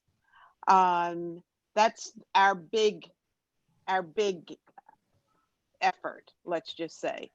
What you've been hearing, we have to be very careful about towing. There's a line, especially when it deals with personnel issues. Right. We did strongly advocate for this school, and the minority population is very large there. It's also very large at Tyler Heights. It's also very large at Germantown, and so we have to work hard to make sure that all of our schools and all of the issues that deal with our youth, minority or not, are addressed by us. And so hopefully within that list of 6 items, we can do that. We have the area coordinator come to our meetings along with the public information officer. And they are the ones who can fill us in on the other side of the story. There's always, they say, 3 sides to the story, his, hers, and the truth is somewhere in between. We need to get to that in between, that middle point, before we can make decisions. But we're not in a position to call for a principal to be fired, for example. No one said Okay. we were. I don't think that's what we're discussing. And I think Excuse me, Janet, and I don't think that that's what Laura was suggesting. But for somebody sitting at home and hearing, some of the comments that were made, one would come to that conclusion. The school system hired the Children's Guild to run this school, so they have a responsibility to make sure that the school is run well. We opened 2 other charter schools more than 10 years ago. One is the Science Point, which had its issues when it first began. And yes, the principal from that school was removed back in the day for any number of issues. And the school system handled it. So I believe that they will handle this problem, but we have to allow them to do it. So Gay, I'm not sure I answered your question. No, you did. Did You definitely did. But so is there an investigation currently going, or I kind of missed the follow-up. I just seen the article. It was, the recess, a lot was going on, and I didn't. We've all missed the follow-up, because if it has happened, it's been very quiet. Okay, Basically, so yeah, okay. The Children's Guild hasn't really put forth any formal statement except, oh, we didn't know there was a problem. And so that's my frustration with the situation is, what can we do to make sure that this is being investigated, to find out and I think a school climate survey is needed here, because I think from what I was able to tell, I talked to some parents that said no, they haven't had any issues, and I talked to some other parents that said yes, they have had very serious issues with the school that they have not felt were resolved. So who initiates the school climate survey? Is that something we should ask the Board of Ed to initiate? Is that something we should go to the Children's Guild and ask for? I think on behalf of the students, because we do have such a large minority population there, I do feel that we should be asking someone to look into the allegations and to at least come back with a report, either saying, yes, there's enough concern there that we need to look further, or there isn't, there aren't problems, or there are problems and they've been addressed. But we haven't gotten any of that yet. So that's, as a parent with a student there, that's a concern. Right. Well, And I also to know the with it's kind of different being as it's the guild is in between. I know I have been in a school where we have asked that of the Board of Education, and it was done. Now it's a little different because this is a different situation, but I do both. I'd ask the PTA to talk to the guild and to talk to the board, because if you want it done, I would try both. In the meantime, we are 20 minutes over. I think So I'd if like there are to, any other announcements at this time, we have a few minutes for that. we had And new if there business aren't also. any, Sheila, No, you we see have new anybody's hand up? business. Enid, we have new business. Okay, we did the future of human health and medicine overload. I thought we put that one of our overload on bilingual facilitators. Do you want to discuss that more? Because we put that in one of our strategic initiatives. Did you want to discuss more? It seems to be not a long-term strategic thing, but an emergency situation now is what getting our Spanish-speaking families connected to the school so that school year is not a disaster for them. We already have the lowest graduation rate for our Hispanic students before COVID at like 53%.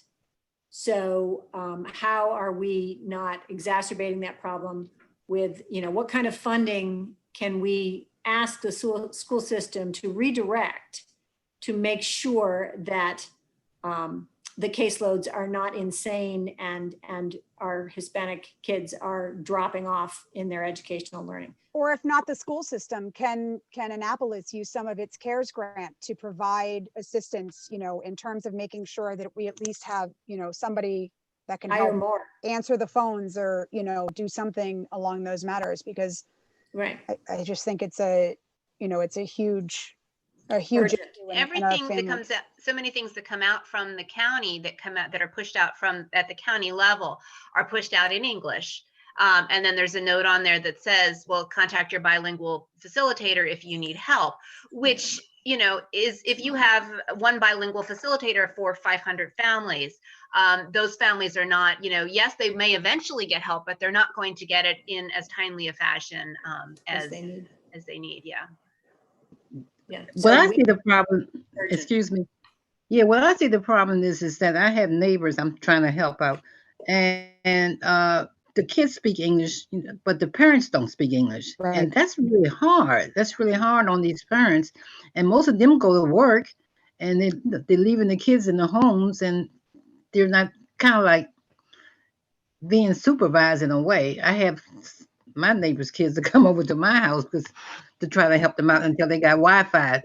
So they have Wi-Fi now, but a lot of them don't have Wi-Fi. Yeah, it's a sad situation for the Hispanic population. I think they're really struggling. They really and Odessa, that's exactly it. Yes, because if that parent calls their home school and the home school doesn't have, at Eastport, we're really lucky that both of our secretaries are bilingual. But some schools don't have that. I know Annapolis Middle does not currently have someone in the office that is bilingual, that speaks Spanish. So if the parents call the school system, how do they access that help if the bilingual facilitator isn't readily available? And I know, and the bilingual facilitators, again, and I want to put this out just so everybody knows that happens to be listening, that all of our bilingual facilitators have a Facebook page, and please encourage all of, anybody that that that needs the assistance for bilingual facilitator to reach out and friend their Facebook or like the Facebook page, because that is it's a huge assistance. They're pushing out a lot of information. I know the bilingual facilitator's office has been doing a yeoman's job work with this. I mean, just trying to get it out there.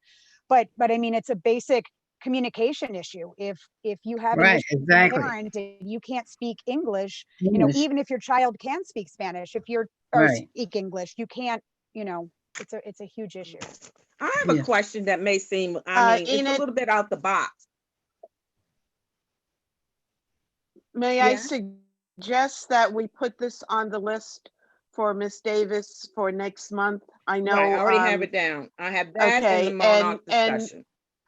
with the specific question of how they're reaching our Hispanic students and their But parents. one of the things How I want, effectively. how they're reaching students and parents, right? And One of parents, the not things, just I the mean, I kids, know the there kids are, of- there's technology where they have phones and things that, like talking about when the Hispanic parents call the office and there's no one there.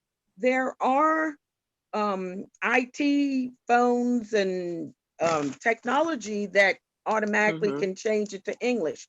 Is that Yes. too expensive for the Board of Education, or has anybody ever heard No. of any of the schools? Jess has listened to We some have of them the in the translations police department. in Spanish. Jess, do you want to tell them how incomprehensible the Spanish translation was to your people that knew? Yeah, I sent something to the board, but some of the translations that are coming out, the automatic computer translations are, they don't read. So there was one that came out and it was talking about the first, second, and third, for example. And because the numbers were written 1 ST, 2 ND, 3 RD, the computer system couldn't translate that. And so the translation was basically Yes. I speak Spanish, and the translation was not understandable. And it was actually sent to me by a Spanish speaking mom who asked me if I could understand the English, and the English part was barely understandable because the computer was speaking both of those. But the problem with that system though is also, I mean, I don't think the school system currently has it. I would love to see them have, you know, something like what the police department has, but right now that's not an option. And while I understand, I would love to have Jolyn talk about it at the next meeting, that's a whole month away. And Urgent. I don't think that we can, you know, our families can't afford to wait another month. That's halfway through, that's almost to the end of the first quarter. Well, You know, I think we're making assumptions that nothing is being done. No, You know, no I one's making wouldn't- that I assumption. would, well, but making that if assumption. we're saying that waiting a month to hear from the director about what they are doing is too long, then yeah, the assumption is that something needs to be done right now. Okay, and we don't have the Improvements. ability to do something right now other than to ask them to come back and share what they are doing at our next meeting. I'm We not can- sure what We can you, inform them what is working, what is working of what they're doing and where the gaps are. If we're, and you can do that at any time. You communicate with yes, Miss Davis, I'm sure, regularly. So why wouldn't you just go ahead and send her an email and share your concerns? but we as a commission, with, just as Enid was talking about the unity of a PTA, we as a commission need to share this out with each other, find out disparate pieces of it, you know, Jess's understanding of the computerized translation, you know, my understanding of the caseloads in my high school, whatever.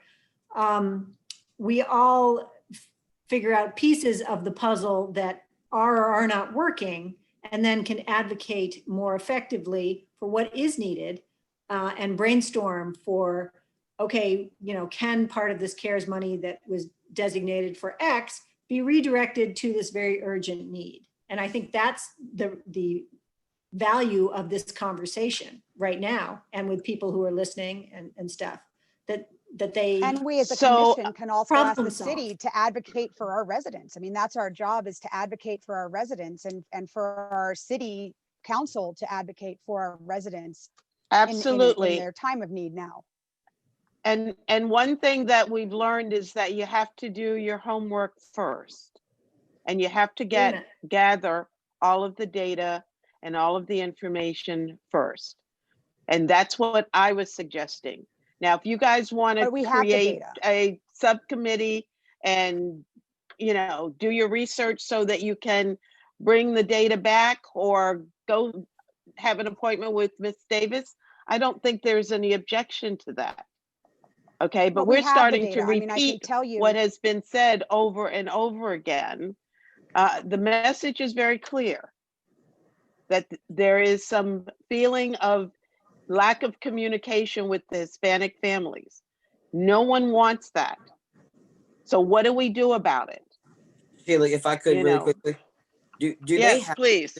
does the school board have community liaisons, kind of like we have with Laura Gutierrez, who is it? They're able to go to these communities and, you know, like daily, that's their job, is to, you know, help with translation, help with enroll. Does the school board have that? Yes. Okay. Yes, there are a few. I can't think of what they're called, but there are folks that, and they work specifically with very specific students to make sure that the students get to school and hopefully get to school on time, to make sure that they have whatever resources they need. Miss Odessa, you still have those, what are they, advocates, student advocates at Annapolis High School? I'm not sure the elementary Community schools have them, but I ambassadors, are know you the high, talking? but I know that the high schools have them. The community Community ambassadors? ambassadors. Is that what you're Yeah, the referring to? community Is that what they're ambassadors. called, ambassadors? Yes. Yes, uh-huh. And So there do was they one, go, do they there was The have, public one housing Hispanic, community. yeah, have they identified maybe like, okay, I'll use Tyler Heights as an example. Like if they know that this area has a high population of Spanish speaking, you know, parents, have they, you know, set up time where they're like, all right, so on Saturday at 10 a.m. Whoops. You're well, frozen. Able Yeah. so they can help parent or get whatever they need done, you know, prior to a deadline. I think to Jess's point, and again, not to assume that nothing's being done, but if there are some loose strings, I think to wait till October is it's a while. That's a while away. There's nothing to stop us from calling the principal of Tyler Heights to say, what do you need? Okay. And bring it back to the so that commission. we can learn exactly what is transpiring in our schools. Okay, and then let's bring it back to the entire commission so that we can advocate for urgent action. And my question is, if there are people already working within the city to help city residents, could they also be tapped to help city residents help with regard to education? Like, you know, if we already have people in the city that are working with our residents to help them, you know, with utilities or whatever else they need help with, could they also be tapped to help them, you know, get kids, you know, get them connected to the internet if they don't have internet access, or help them, you know, help them to contact a school if they didn't get a Chromebook or those sorts of Technical things. difficulties. Yeah. Well, I know we have an African-American liaison and a Hispanic liaison. And we have Hispanic liaisons in, or at least one in the police department. And I know for a fact that Joe Hudson out of the police department works in this capacity all the time because he works with kids, and he's at Annapolis High School probably 3 days a week. So some of that is going on now.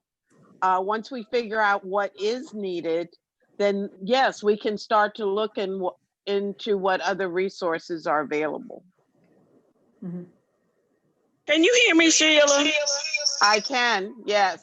Okay, I'm sorry. For some reason, I got disconnected. Okay, and the last But it thing, is 8 o'clock and I'm going to have to sign off, Enid. Yeah. I don't know whether you're ready to adjourn or not. You're in mute now. We haven't hit the additional item on the agenda of inequity in online learning access, or the PTSA inclusion grant that I put on the agenda. Enid, are you there? She might not be here. Okay. Okay, this is Brianna. Hey, Bri- We can Okay. move on to the PTA Inclusion Enhancement Grant, Janet, if you'd like to work on that. Okay, so I just sent it out to the entire commission that the National PTA has a grant eligible to apply for the people who applied for the COVID grant and did not get it. So the only ones from our cluster that I know of was myself at Annapolis High PTA and Eastport PTA, I think were the only ones in our cluster that applied and might be eligible. So it is a grant to try and make PTA and make connection to the school more inclusive of all of our families, and ways to do that, and giving us training and giving us funds and giving us a structure of how to reach out better. So I think that's very worthwhile, and Annapolis High PTA is gonna pursue that.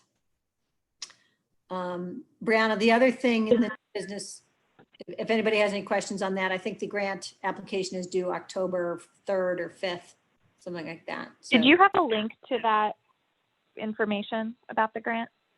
I believe I included don't- it.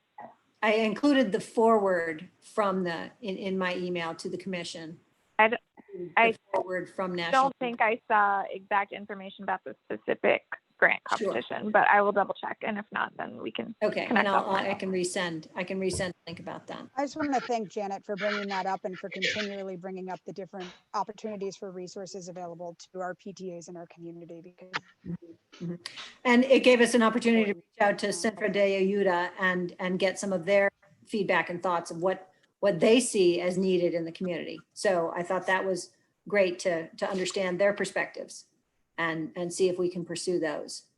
Great. I'm sorry, guys. I keep going in and out. It says I was put out by the host, so I don't know what I said or did, but You put yourself out. it Yes. wasn't me. So anyway, when I missed a little bit, Jenny, when you said the PTA inclusion, what happened with the grant? You did get it? You applied for it and waiting, or what? No, I wanted people to know about it, provide their thoughts, and that the grant deadline is coming up Okay. October 3rd or 5th.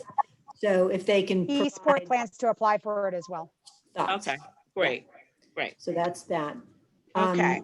The other agenda new business thing, Enid, I think that we still have to address is the one I put on the inequity in the online learning access, and asking AACPS for a policy change there. So currently, if Vernon Park High School offers AP computer science in the school for their students, and it's not offered by a teacher at Annapolis High, Annapolis High students are offered the online vendor version. And so both Laura and I have had some experience with that. The parents have to sign a contract when your student takes it through the online vendor version, that the parents at another suburban high school don't have to sign this contract. And the contract we at Annapolis High have to sign says that our student fails the course or drops the course, we're responsible for a $400, up to $400 charge for that course. $450. $450. My son's taking 3 this year. He's been threatened with having his legs broken if he drops out or flunks them. Right, but think of it's a significant amount of money. I mean, $450 time, per class. If a kid's taking 2 classes, that's $900 that a family is conceivably on the hook for, which means that those classes then, a parent who knows they can't afford that is going to look at that and go, I'm sorry, you can't take computer science.